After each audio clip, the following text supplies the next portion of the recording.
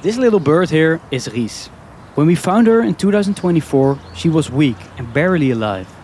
My family and I took care of her until she was strong enough to return to the wild. And she made it. Today, she's part of a large flock of jackdaws. But caring for her taught me something I didn't expect. Something about noise and how dangerously powerful it can be. While Ries was slowly becoming wild again, I began to realize how fragile that process really is. An unexpected sound, like a revving car or a leaf blower, was enough to scare her away, or to keep the other jackdaws from coming near her. So when New Year's Eve came around, I was genuinely worried. Because what if she got startled, flew off and lost track of the flock? Luckily, that didn't happen. Ries still visits my mother every now and then to say hello and get some food. But watching her integrate back into the wild made me realize something else. Just how much noise we humans actually make. Because if you really listen, there's almost always a road humming somewhere in the distance. Even in the middle of nature. So, what does all that noise do to us? What does it do to animals? And is there even a place left in the Netherlands where it's still completely quiet?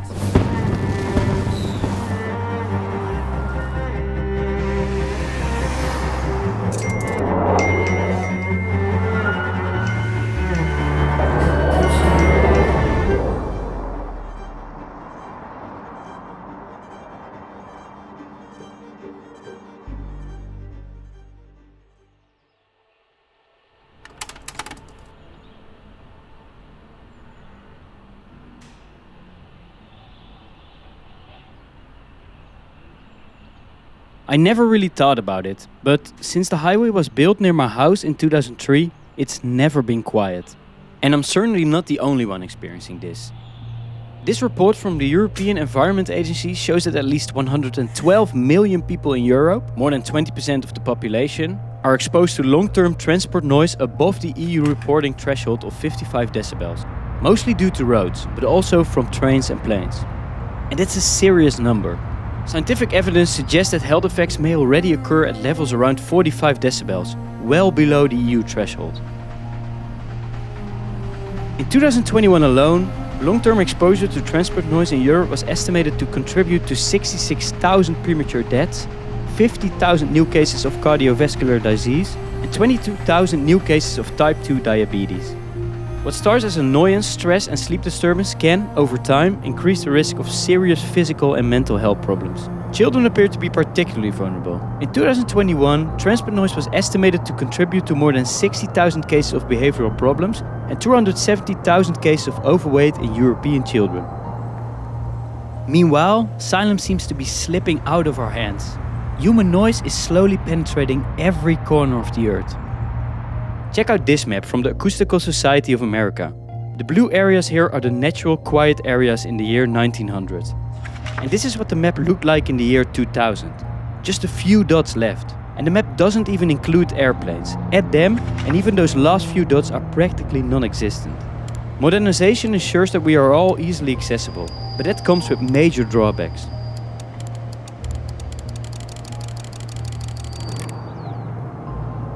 The effects of noise on humans have been extensively studied, but for many species, sound isn't just background, it's information.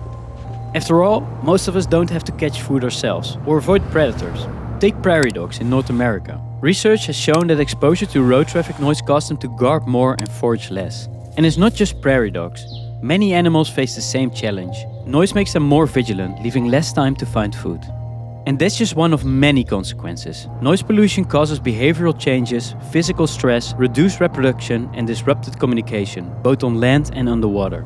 It also causes animals to avoid noisy areas, potentially forcing them to survive in less suitable habitats. No matter how you look at it, noise pollution makes it harder for many animals to survive. On New Year's Eve, that reality becomes impossible to ignore.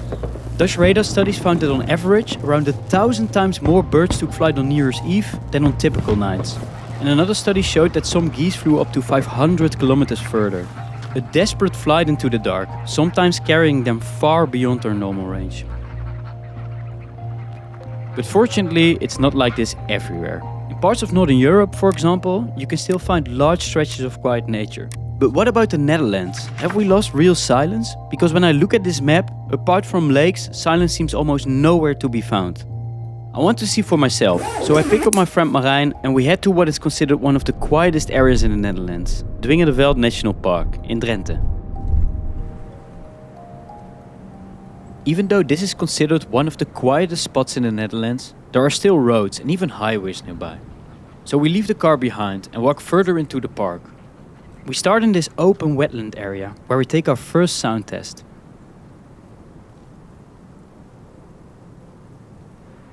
Het is al wel best wel laag. Ja, eigenlijk wel. Ja? Maar je hoort de snelweg echt supergoed. Ja. Je hoort hem echt. Ja, dat klopt.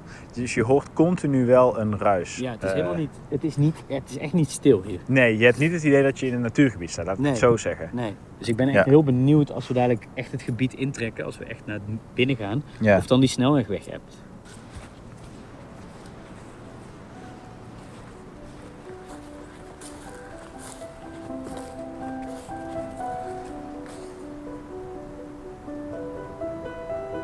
So we walk further into the park, to the forest. With more trees and more distance from the highway, we hope it might be quieter here. But wherever we go, it never really does. And after a few hours of walking and listening, we decide to try again.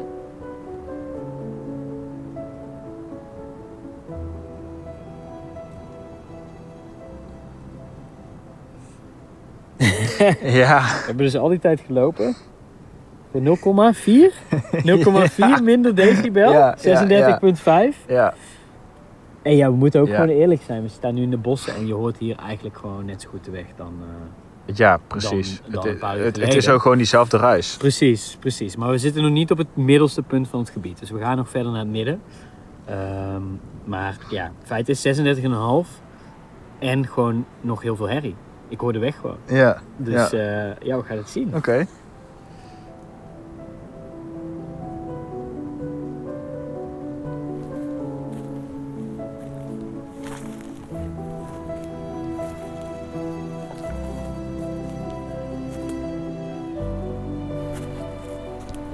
Je hoort nou gewoon nog steeds motors of zo. Ja, iets in de verte. Ja, iets in de verte. Als die er niet zijn, is het echt wel heel stil. Ja, dit lijken wegen, maar dit zijn wandelpaden, dus dat is even... Ja, dat is geen... moet je even negeren inderdaad. We zouden nog iets meer hier zo naartoe kunnen lopen. Ja, precies. Laten we dat nog doen. Laten we nog een stukje die kant op lopen. Dat is goed.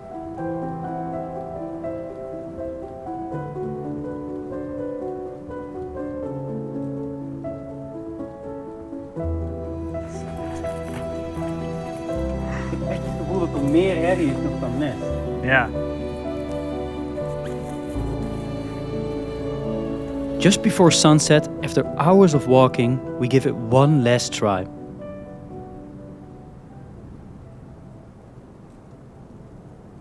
was niet lager. Het was gewoon niet lager.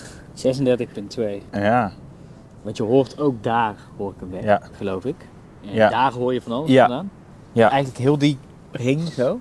Ja, en die ring is ver weg. Ja, de enige manier om minder geluid dan dit te krijgen zou zijn om verder van de weg te gaan. Alleen je kan hier niet verder van de weg. We hebben kilometers gelopen en elke keer waren er wel geluiden van of de weg of snelweg of auto's of motocrossers of houtzagerij of mensen. Of... Ja. Je kunt niet zomaar een bos inlopen en dan dat het dan rustig is. Nee, dus best heftig dat we nu dus eigenlijk op het stilste puntje van het stilste gebied van Nederland zouden zijn. Ja. En dat het niet stil is.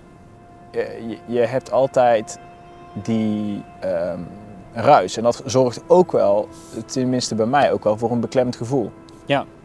Dat je denkt, waar kan je even ontsnappen? Kun je even van de drukte weg? Je zal altijd een draadje houden met de menselijke wereld, met de bewoonde wereld. Ja. Hoe erg je je best ook doet om daarvan te vluchten. En ik denk dat ieder mens misschien die rust af en toe wel nodig heeft.